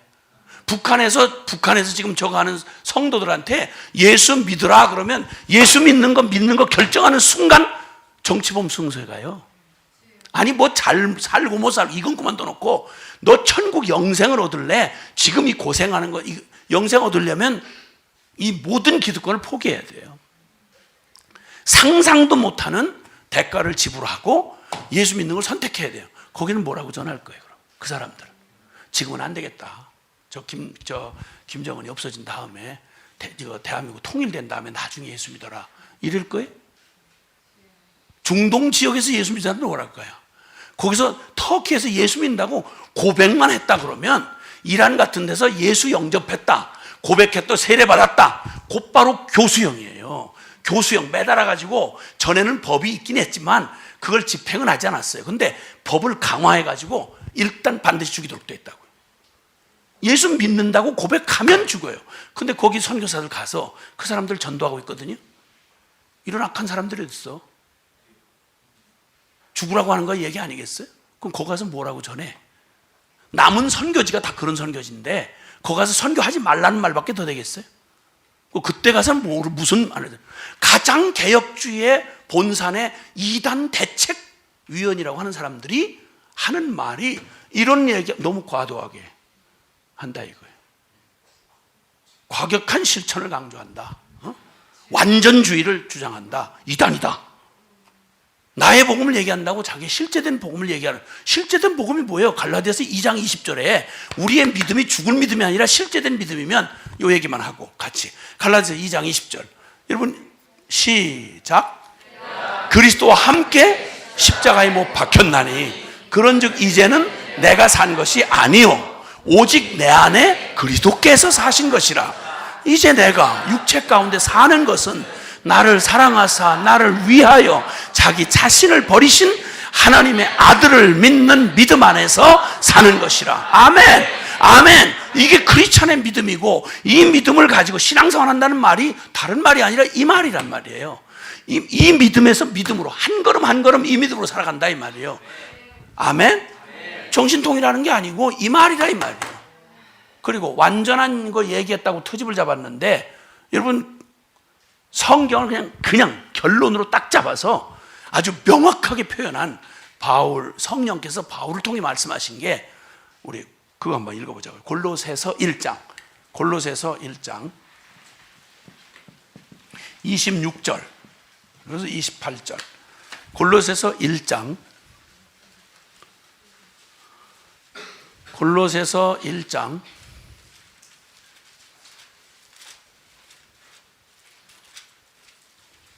찾으셨으면 25절부터 읽는 게 좋겠네요. 시작. 교회의 일꾼 된 것은 하나님이 너희를 위하여 내게 주신 직분을 따라 하나님의 말씀을 이루려 함이니라. 이 비밀은 만세와 만대로부터 감추어졌던 것인데 이제는 그의 성도들에게 나타났고 얼마나 풍성한지를 알게 하려 하심이라. 이 비밀은 너희 안에 계신 그리스도 신이 곧 영광의 소망이니라. 우리라 그를 전파하여 각 사람을 권하고 모든 지혜로 각 사람을 가르침은 각 사람을 그리스도 안에서 완전한 자로 세우려 함이니. 아멘. 아멘. 그리스도 안에서 완전한 자로 세우는 게 목적이에요. 누가? 각 사람을. 각 사람 누구도 예외 없이 성도라고 말할 때 각 사람을 그리스도 안에서 완전한 자로 세우려 합니다.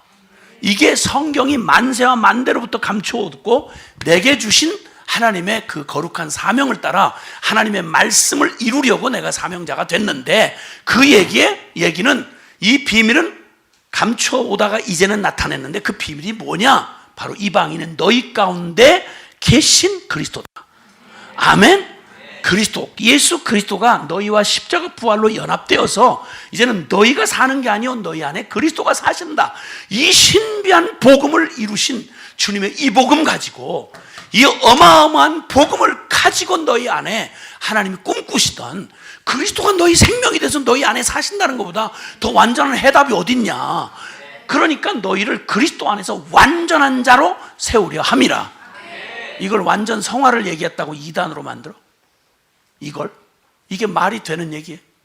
성경이 말하고 있는데, 각 사람을 그리스도 안에서, 그리스도를 통해 우리에게 허락된 우리에게 허락된 그 복음의 영광과 능력과 축복을 충만하게 우리 안에 온전히 누리도록 그리스도 안에 완전한 자로 세우려 함이라. 그래서 나도 이를 위하여 내 속에서 능력으로 역사하신 이의 역사를 따라 힘을 다하여 수고하노라. 향방 없이 일하지 않는다. 주님이 부르신 말씀의 그 비밀, 그 초점, 그 목표를 요만큼도 낮추지 않는다. 그러니까 우리 각 사람에게 지금 원하시는 건, 지금은 이제 이 얘기를 오늘 할 수밖에 없는 건 이미 여러분이 들었을 것 같고 혼돈스러웠을 것 같으셔서 그 주제를 얘기하느라고 얘기를 한 거고, 뭐 이것 때문에 뭐 투표해달라, 뭐 그거 쫓아가서 머리끄댕이를 뜯어달라, 뭐 이런 얘기는 아니에요. 그냥 두시면 하나님께서 하시겠죠. 하시죠. 하는 짓은 이제 알겠는데 이미 벌써 수순이 정해졌어요. 본인들 이 한 행태가 이미 벌써 일반적으로 말하면 저건 있을 수도 없는 짓을 하면서, 그 내용이 바로 뭐냐면 뭘 대적하냐면 이거 대적하는 거예요. 이걸 대적하는 거예요. 혼란을 만드는 거예요. 제가 평신도로 살아봤잖아요. 나한테는 예수님밖에 없었거든요. 미치겠는 거예요. 강단에서 말씀하는 분들이 보수 정통이라면서 설교를 해놓고는 현장에 가서 그걸 순종하려고 목숨을 걸고 순종하는 나한테는 결과가 너무 극단이라는 거예요. 아니, 말을 도대체 다른 여유가 없이 성경이 절대 정확무한 살아계신 하나님의 말씀이라고 그래놓고 이 복음대로 살라고 그래서, 어떤 놈이 육신을 입고 살면서 무소유로 산다는 게 말이 쉬워요? 그게? 처자식 데리고 아무도 보장이 없는데, 어떤 놈 더운데 편안한데 쉬고 싶지 않겠어요? 유혹 안 오겠어요? 내가 무슨 타고 나면서 성자야? 아니잖아요. 그 믿음으로 살라고 해서 이 소망 하나 가지고 세상 진짜 돌아보지 아니하고, 목사님 말이면 나는 아니오소리라는 걸 죄인 줄 알고 살았어요. 근데 나중에 알고 봤더니 말해놓고는 현장의 삶으로 돌아오면 딴 얘기하는 거야. 현실은 그렇게 뭐 어떻게 말씀대로 사느냐고. 아니, 그럼 그 얘기를 처음부터 그렇게 가르치지 말았어야지. 무슨 양심이 그러냐 말이에요. 교인들이요, 이게 원래 영적인 존재라서요, 인간들은 영적인 권위를 가지고 누군가 얘기를 하면 묶여요. 사람들이 두려워요. 아무리 아닌 척하고 뭐 이래도 누가 저주 비슷한 얘기 한마디만 하면 이게 묶여가지고, 당신 그러다가 암 걸릴 수 있어, 당신 사고 날 수 있어, 당신 자식 잘못될 수 있어, 이런 저주 같은 얘기하면 그것도 성직자가 평생 두려움에 묶이는 거예요. 그럼 이 양떼들이 소망이라고 교회밖에 없는데, 이거 근근히 그 어려운 싸움을 하면서, 아니, 장사판에서 한번 살아보세요. 그 단돈 몇 푼 가지고 그 기가 막히고 그 오직 세속적인 사람들 그냥 돈 한 푼 가지고 씨름하고 욕지거리가 하면서 거기서 거짓말하고 사기치고 사는 한복판에서 믿음으로 살겠다고 투쟁하고 오면, 그 성도들, 집사, 권사, 그 성도들 얼마나 그 영혼이 의지할 데가 없는 거예요. 그럼 오직 주일날 와서 예배 시간에 그 위로 좀 받고 싶어서. 왜냐하면 내가 이걸 해석할 능력이나 뭐 이런 게 없으니까. 그러고 왔는데 말하는 사람이 편리한 대로 그냥 시을 듯이 그냥 설교는 따로 하고 사는 건 또 따로 얘기하고, 이거 헷갈리면요, 이게 얼마나 괴롭고 힘든지 아세요? 이게 말씀을 전하는 사람이 자기가 지킬 능력이 없으면 전하지 말아야지. 그걸 어떻게 감당하라고, 그걸 본인은 책임도 안 지면서. 그걸 주님이 여기서 얘기하는 거예요. 바리새인들에게 막 서기관들에게 책망하시면서 모든 교인들한테 온 짐을 다 지우고 저는 새끼손가락 하나도 안 든다고, 온 천하를 다 다니면서 교인 하나 어렵게 만들어 놓고 배나 지옥 자식을 만드는 이 독사의 자식들아. 이게 바로 그 당시에 바리새인과 서기관들에게 주님이 무섭게 진노하시고 책망하셨던 말씀이에요. 예수님 곁에 늘 창녀, 세리, 여기저기서도 위로 못 받는 그 불쌍한 영혼들이 그냥 그 생명 같은 말씀 그 들으려고 저도 얼마나 사모하고 쫓아다니는지 제가 알잖아요. 다른 소망 없었어요. 기도원 쫓아가서 은혜 좀 받아보려고 쫓아가고, 틈만 나면 어떻게든지 그 은혜 사모해서 내 영혼이 이거 안 채우지 못 사니까.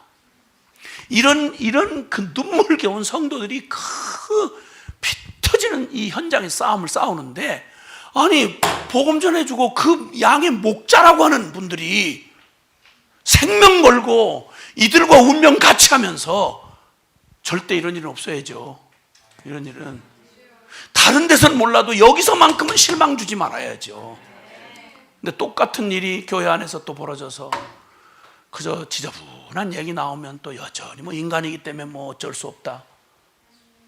이게 어떻게 말이 되냐고요. 이게 이 영혼들을 어떻게 책임지려고 그러냔 말이에요. 선한 목자는 양들을 위해서 목숨을 버리거니와, 그 양들을 위해서 생명 주라고 세운 게 목자인데, 그럼 적어도 내가 한 말에 대해서만큼 책임져야 될 거 아니야. 함께 짐을 지고 함께 울어주고, 내가 할 능력이 없으면 주님 앞에 다시 함께 구하며 기도하고, 그래서 그 흔들리고 도전받는 두려움 순간에도 우리 주님 함께 하셔. 주님 말씀 반드시 이루어져. 주님의 약속으로 격려해주고 그 영혼을 힘을 주고, 그 두려워서 떠나지 못하는 그들에게 내가 앞장서서 한 걸음 내가 먼저 디뎌주고, 나 따라와 봐. 무서워서 발을 못 디딛고 순종을 해야 되겠는데 본 적이 없어. 정인을 본 적이 없으니까. 믿음으로 살겠다고 그 난리를 치면서도 제가 주의 종으로 부름받고 나서 그 1년 동안 그 두려운, 저 자식 데리고 그 기가 막히게 보이지 않는 삶을 후원자 없이 돈 한 푼 없이 그 믿음의 길을 못 따라가서 1년 동안이나 두려워하고, 그렇게 두려워할 때 그때 제게 힘을 준 분은 다른 거 없었어요. 대단한 이론, 웬만하면 저도 미쳐서 이렇게 몇십 년을 살았으면 뭐 어지간히 들을 거 듣지 않았겠어요? 몰라서 못하겠어요?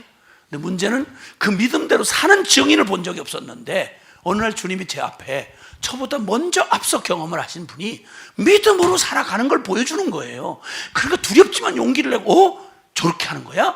그리고 믿음의 용기를 내 디뎌 보니까 한 걸음을 가니 두 걸음 갈 수 있고, 두 걸음 가니까 10걸음을 갈 수 있는 거예요.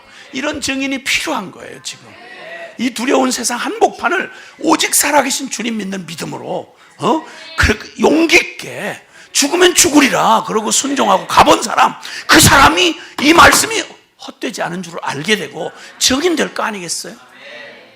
여러분이 증인 좀 돼주셔야 돼요. 여러분을 세워두신 곳곳에서 용기 얻고, 절대 눈에 보이는 이게 다가 아니고 진정한 실제는 보이는 실제보다 보이지 않는 실제가 더한 것임을 알게 하고 담대하게 믿음의 걸음을 걷도록, 사람들의 여론에 두려워하지 않고 오직 진리의 생명 거는 증인들이 어느 시대보다 필요한 때가 지금이에요. 이제 많은 말이 필요할 때가 아니라 지금이야말로 증인이 필요할 때예요. 오 하나님, 우리에게, 나에게 실제가 된 복음, 주님이 우리에게 이루신 이 어마어마한 역사의 가장 기적, 예수, 내 안에 거하시는 예수 그리스도, 이 복음이 내 안에 실제가 되도록 날마다 성령님 나를 이끌어서 그 실제된 복음으로 사는 증인 되게 해 주시옵소서. 우리 잠깐 기도하십시다.